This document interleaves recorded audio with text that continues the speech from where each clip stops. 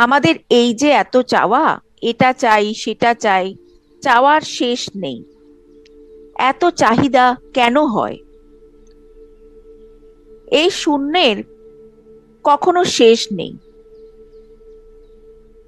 Crore crore mile, আরো কোটি mile গেলেও শূন্য শেষ হয় না।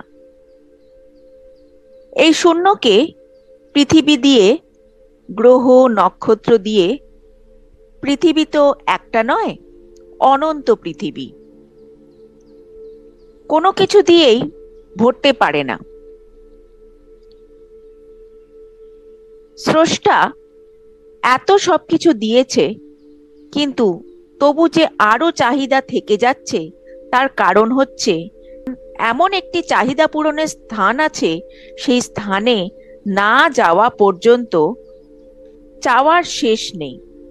এই শূন্যকে পূর্ণ করার জন্য পৃথিবী, সূর্য, গ্রহ, নক্ষত্র সবাই সেই ঊর্ধ্বমুখী হয়ে শূন্যকে পূরণ করতে চাইছে, কিন্তু পূরণ আর হচ্ছে না। কোনো কিছুই শূন্যকে পূরণ করতে পারছে না। কিন্তু দেখা যাচ্ছে একটা জিনিস শূন্যকে পূর্ণ করে রেখেছে, সেটা হচ্ছে শব্দ। শব্দ এই শূন্যের ভেতরে অবিরাম বয়ে চলেছে। সে শব্দ শোনা যায় না, কিন্তু শোনা না গেলেও বুঝতে হবে শব্দ এই শূন্যের ভেতর পূর্ণ হয়ে রয়েছে। বাবার বাবাকে দেখেছো, তার বাবাকে দেখোনি বলে তা তো নয় তার বাবাই নেই। এ কথা বলা চলে না। না দেখলেও বাবার বাবা, তার বাবা পরপর এইভাবেই আছে। এখানে সবাই যে শব্দ ব্যবহার করছো, তার থেকেই বুঝতে হবে এই মহাশূন্যে শব্দ অবিরাম বয়ে যাচ্ছে। এই শব্দই রূপের পর রূপ নিচ্ছে। রূপের কারণই হচ্ছে শব্দধ্বনি। সেই শব্দধ্বনি হচ্ছে কীর্তন, নাম, জপ। এই ধ্বনিতেই জীবজগৎ সবাই এক সুরে রয়েছে। এই ধ্বনি জগতে রূপ নিয়েছে। এই ধ্বনি মহাশূন্য থেকে জমাট বেঁধে রূপ নিয়েছে। ধ্বনি রূপ নিয়েছে বলেই রূপের কোনো কিছু খুঁজে পাওয়া যায় না। খুঁজতে গেলে সবই ফাঁকা। মন থেকে সৃষ্টি, তাই মন ধ্বনির সঙ্গে যুক্ত। মন ধ্বনির সঙ্গে যুক্ত হয়েই ভাব, ভালোবাসা, প্রেম জন্মালো, তারপর সৃষ্টি আরম্ভ হলো। সেতারে এসরাজে একতারাতে যেমন তার থাকে, সেই তারে যেমন সুর থাকে, সেই তার বাজালে যেমন সুর বের হয়, তেমনি আমাদের দেহের তার হচ্ছে এই নাক, চোখ, মুখ, কান। এগুলো হলো তার। নাক দিয়ে গন্ধ শুকলে বাহ কি সুন্দর গন্ধ, এটা একটা ধ্বনি। চোখ দিয়ে দেখলে বাহ কি সুন্দর দৃশ্য, এটা একটা ধ্বনি।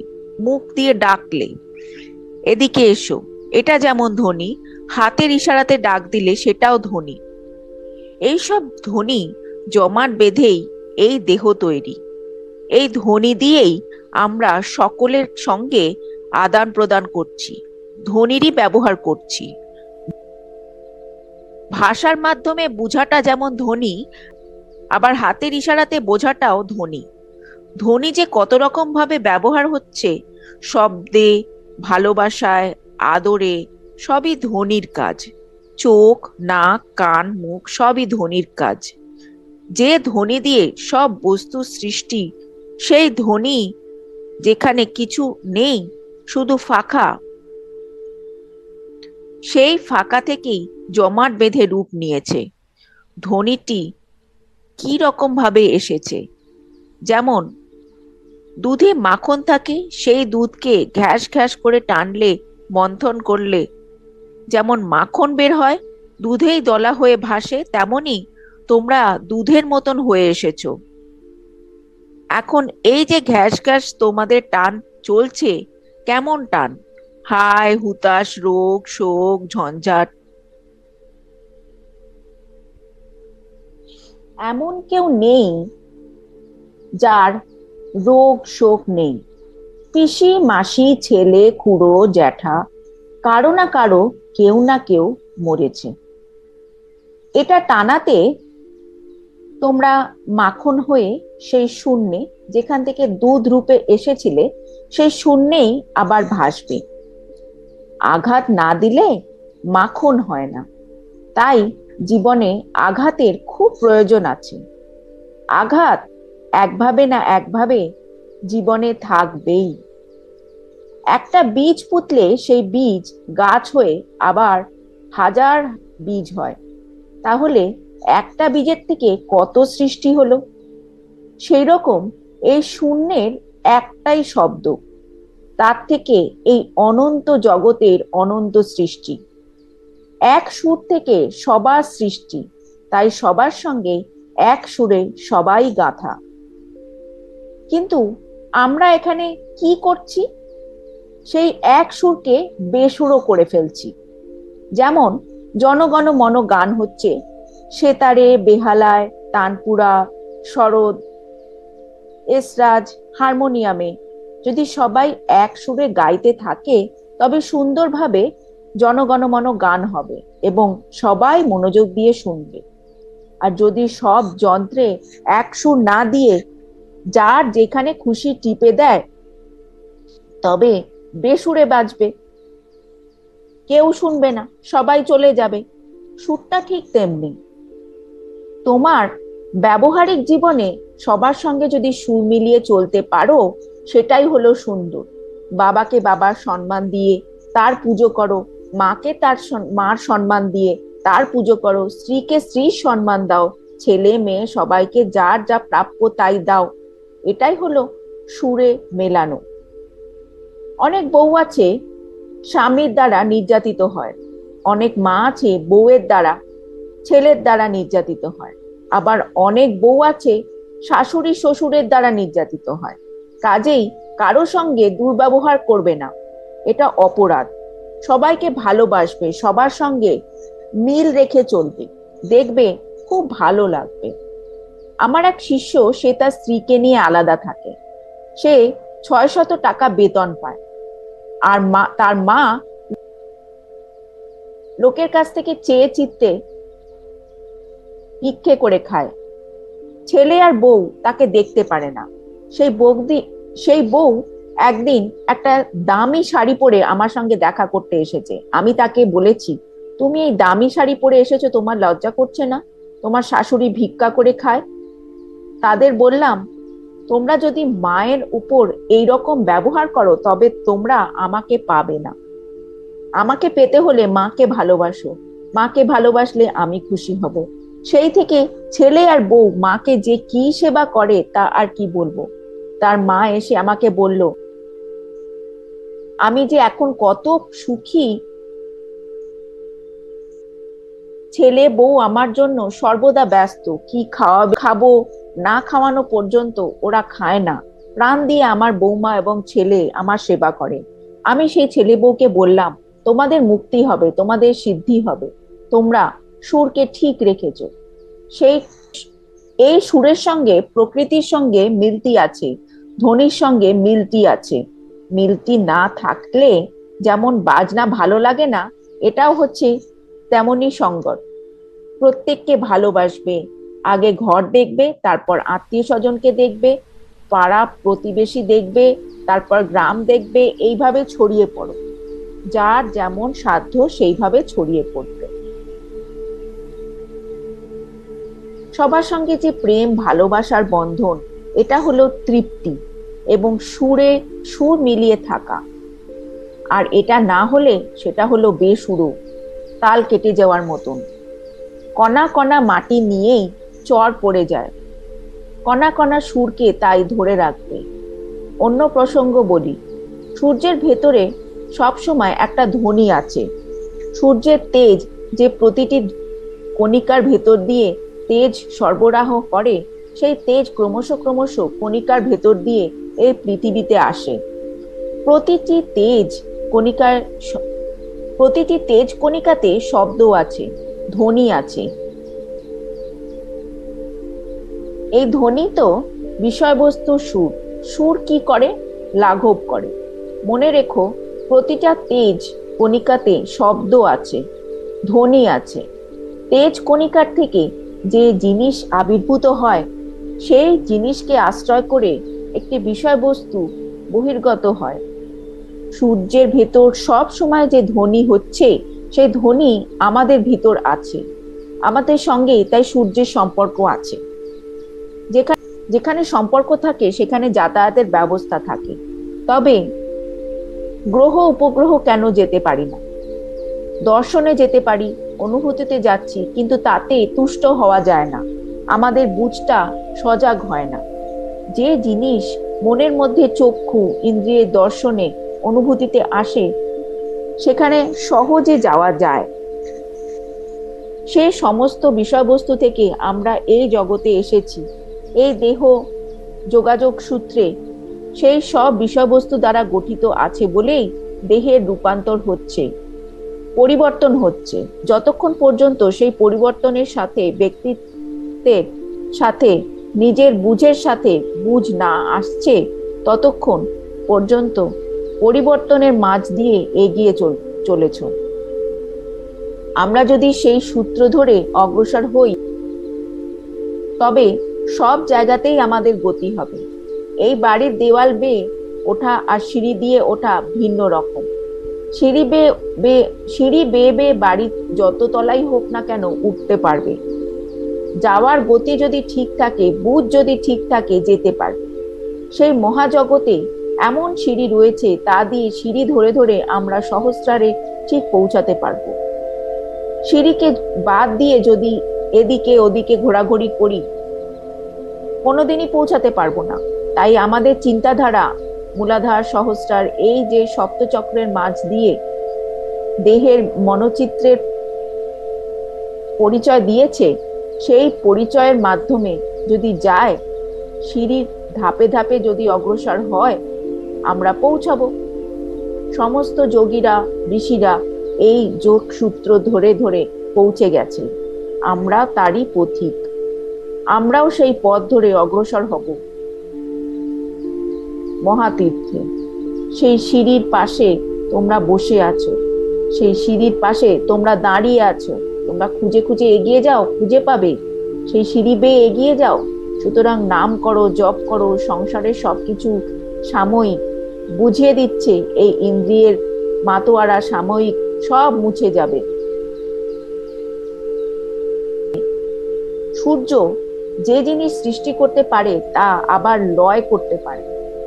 সেই সূর্য শক্তি নিয়ে যারা আসেন, তারা সবাইকে কোলে দিয়ে তারা সবাইকে কোল দিয়ে দোষমুক্ত করে জানার পথে, মুক্তির পথে নিয়ে যান। তোমরা সেই পথের পথিক। তোমরা নিশ্চিন্ত মনে সেখানে পৌঁছাবে। তোমরা আলোর সাথে, সূর্যের সাথে যুক্ত হয়েই আছো। তাই এই ভবরোগ থেকে এক মুহূর্তে রোগমুক্ত হয়ে যাবে। যে বিষয়বস্তু হতে জীবাণু সৃষ্টি হয়, রোগ সৃষ্টি হয়, সেই বিষয়বস্তু হতেই রোগ নিবারণ হয়।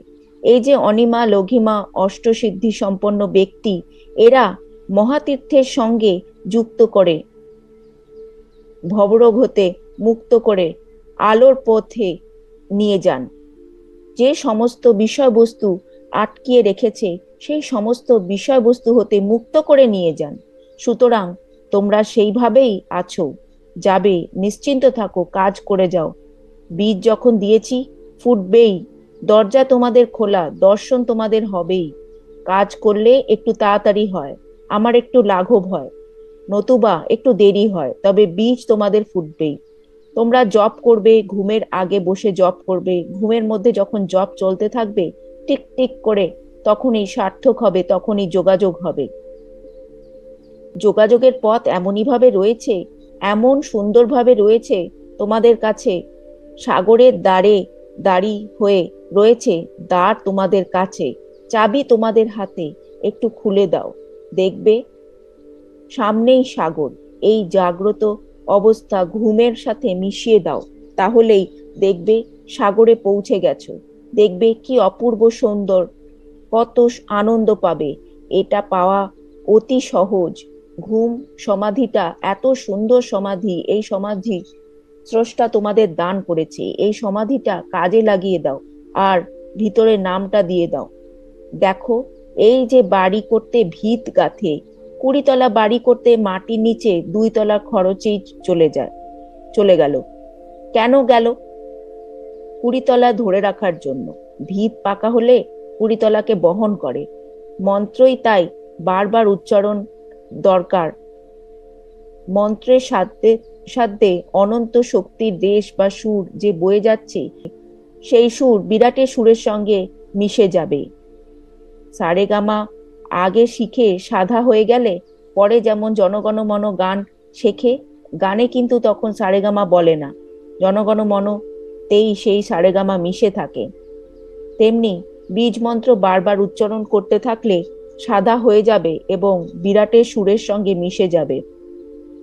জনগণমন গানে কি করে সারেগামা মিশলো তা যেমন বুঝার দরকার নেই, সাধা হয়ে গেলে সেটা যাবেই। তেমনি মূল মন্ত্র বারে বারে সাধতে সাধতে সুরের যে রেশ বয়ে যায়, সেই সুর বা রেশ মহাসুরের সঙ্গে মিলে যায়। কেমন করে যায় সেটা বোঝার দরকার নেই, সেটা যাবেই। অনিমা, লঘিমা, গরিমা সব মানুষের মধ্যেই আছে। সব শক্তি নিয়েই মানুষ আবির্ভূত। জল, বাতাস, মাটি হতে জীব সৃষ্টি হয়েছে, সেই সব বিষয়বস্তু অনিমা শক্তি আছে। তাই জীবের মধ্যেও অনিমা শক্তি আছে। সেই অনিমা শক্তি সাধনার বলে, সিদ্ধির বলে অনিমা অণু হয়ে মিশে যাওয়া যায়। সাগর অণু হয়ে উড়ে উড়ে যাচ্ছে, বুঝতে পারছো না? যখন বৃষ্টি হয়, শিলা হয়ে পড়ে, তখন তো বোঝো।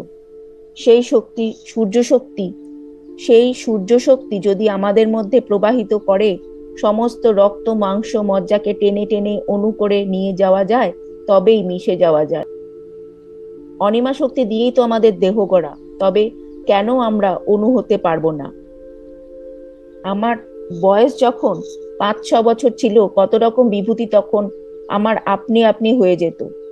এই যে আমার ছোটবেলায় অণুশক্তির কথা বললাম, এই শক্তি কিন্তু সবার মধ্যেই আছে, তোমাদের মধ্যেও আছে। মনে রাখবে, যারা অনিমা শক্তি থেকে আসে আবার অনিমা শক্তিতে মিশে যায়, তাদের মধ্যে অনিমা অর্থাৎ অণুশক্তি আছে। তোমরা তো এত বড় হয়েই মায়ের পেট থেকে আসোনি, পেটে আসার আগেও ছিলে, অণু হয়েই ছিলে। তাই অণুশক্তি তোমাদের সবার মধ্যেই আছে। মনে রাখবে, যারা অণু হয়ে আসে, অণু হয়ে যায়, তাদের মধ্যে অণুশক্তি আছে। এই শক্তিকে তোমরা যদি বাড়াতে পারো, তবে তোমরাও যা খুশি তাই করতে পারবে। দেখো না, জল আর বরফ সবই তো জল, কিন্তু জলের মতন কি বরফ পড়ে গড়িয়ে গড়িয়ে যেতে?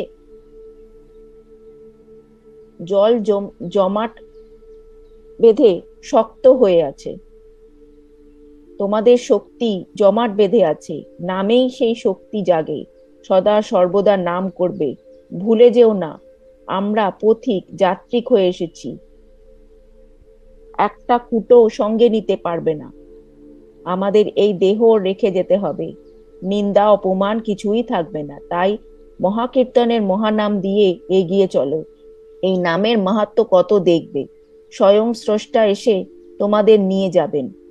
দেখো, এই পৃথিবীর বুকে যত মহান এসেছেন, এই দেহ নিয়ে তারা এসেছেন, এই রক্ত থেকেই তারা এসেছেন। তবে কেমন করে তারা মহান হলেন, দেবতা হলেন, মহান হলেন, অবতার হলেন? জীব জগতের প্রতিটা বিষয়বস্তু দেবতার দেবশক্তি সম্পূর্ণভাবে বিদ্যমান আছে। যে বীজের থেকে তারা দেবতা হয়েছে, সেই বীজকেই সাধনা করতে হয়, সেই বীজকেই সেবা করতে হয়। বীজ স্মরণের উপর থাকলে নষ্ট হয় না। তবে কেন পূর্ণ শক্তি বীজ প্রস্ফুটিত হয় না? যদি বীজের ধর্ম নিয়ে অগ্রসর হওয়া যায়, তবে প্রস্ফুটিত হতে বাধ্য। এই দেহেই আপনি স্ফুরণ হবে, এটা অনিবার্য। জপের যে কত বড় শক্তি, জপেই সিদ্ধি, মুক্তি, নির্বাণ, দর্শন হবে, সব হয়।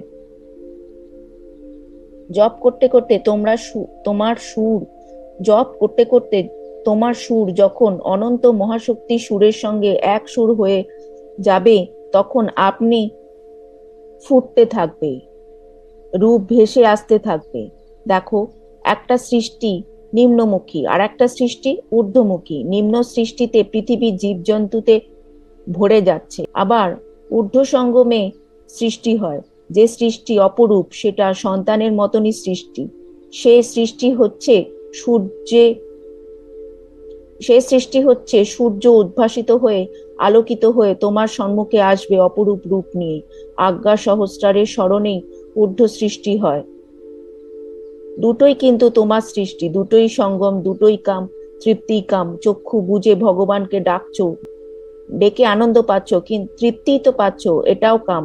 তাই দেখো, দুরকম সৃষ্টিতে কত পার্থক্য। নিম্ন সৃষ্টিতে তোমার সন্তান তোমাকে প্রণাম করে, আবার ঊর্ধ্ব সৃষ্টির সন্তান তুল্যই, কারণ তুমি সৃষ্টি করেছো। সেই ঊর্ধ্ব সৃষ্টিতে তুমি হাত জোড় করে তাকে প্রণাম করছো। দেখো, দুই সৃষ্টিতে কত পার্থক্য।